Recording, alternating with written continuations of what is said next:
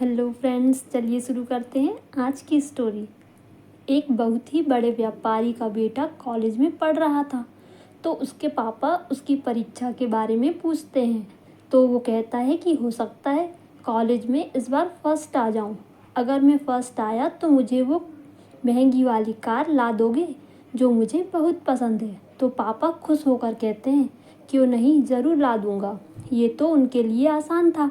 उनके पास पैसों की कोई कमी नहीं थी। जब पुत्र ने सुना तो वो और ज़्यादा मन लगाकर पढ़ाई करने लग गया।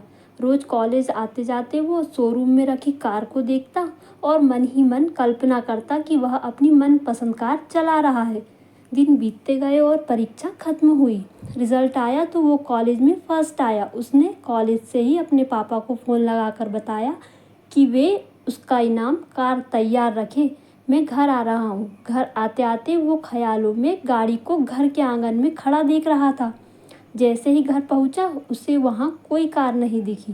वो दुखी मन से पापा के कमरे में गया। उसे देखते ही पापा ने गले लगाकर बधाई दी और उसके हाथ में कागज़ में लिपटी एक वस्तु थमाई और कहा, लो यह तुम्हारा गिफ्ट।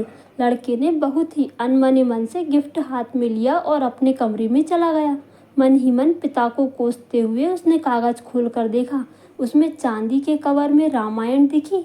ये देखकर अपने पापा पर बहुत गुस्सा आया उसे, लेकिन उसने अपने गुस्से को संयमित कर एक चिट्ठी अपने पिता के नाम लिखी कि पिताजी, आपने मेरी कार गिफ्ट न देकर ये रामायण दी। शायद इसके पीछे आपका कोई अच्छा राज छिपा होगा, लेकिन मैं यह घर छोड़कर जा रहा हूँ और तब तक वापस नहीं आऊँगा जब तक मैं बहुत सारा पैसा ना कमा लूँ। और चिट्ठी रामायण के साथ पिता के कमरे में रखकर घर छोड़कर चला गया। समय बीतता गया। बेटा बहुत होशियार था, जल्दी ही बहुत अमीर बन गया, शादी की और शान से अपना जीवन जीने लगा।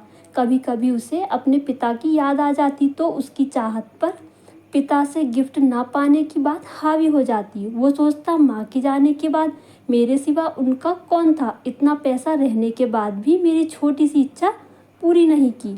यह सोचकर वो पिता से मिलने नहीं जाता था।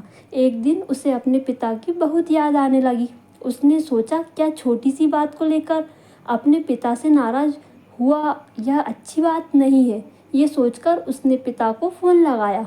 बहुत दिनों बाद पिता से बात कर रहा हूँ, ये सोच दिल ज़ोरों से धड़कने लगा और वह रिसीवर थामे खड़ा रहा। तभी सामने से पिता के नौकर ने फ़ोन उठाया और उसे बताया कि मालिक तो 5 दिन पहले ही स्वर्ग सिधार गए हैं और अंत तक तुम्हें याद करते रहे और रोते हुए चल बसे। जाते जाते कह गए कि मेरे बेटे का फ़ोन आए तो उसे कहना कि आकर अपना व्यवसाय संभाल ले। तुम्हारा कोई पता नहीं होने से तुम्हें सूचना नहीं दे पाया। यह जानकर बेटे को बहुत दुख हुआ और दुखी मन से अपने पिता के घर जाने के लिए निकल गया। घर पहुंचकर पिता के कमरे में जाकर उनकी तस्वीर के सामने रोते हुए रूंधे गले से उसने पिता का दिया हुआ गिफ्ट रामायण को उठाकर अपने माथे पर लगाया और उसे खोलकर देखा। पहले पन्ने पर पिता द्वारा लिखे गए वाक्य पढ़ा, जिसमें लिखा था, मेरे प्यारे बेटे, तुम बहुत तरक्की करो और साथ ही साथ मैं तुम्हें कुछ अच्छे संस्कार दे पाऊँ, ये सोचकर ये रामायण दे रहा हूँ। पढ़ते वक्त उस रामायण से एक लिफाफा सरक कर नीचे गिरा, जिसमें उस गाड़ी की चाबी और नगद भुगतान वाला बिल रखा हुआ था।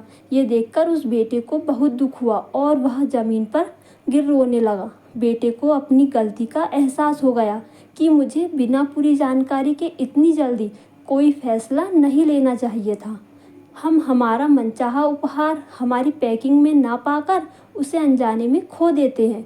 पिता की तरह ईश्वर भी हमें अपार गिफ्ट देते हैं, लेकिन हम अज्ञानी हमारे मनपसंद पैकिंग में ना देखकर उसे भी खो देते हैं। हमें अपने माता पिता के प्यार से दिए ऐसे अनगिनत उपहारों का सम्मान करना चाहिए और उनको धन्यवाद देना चाहिए।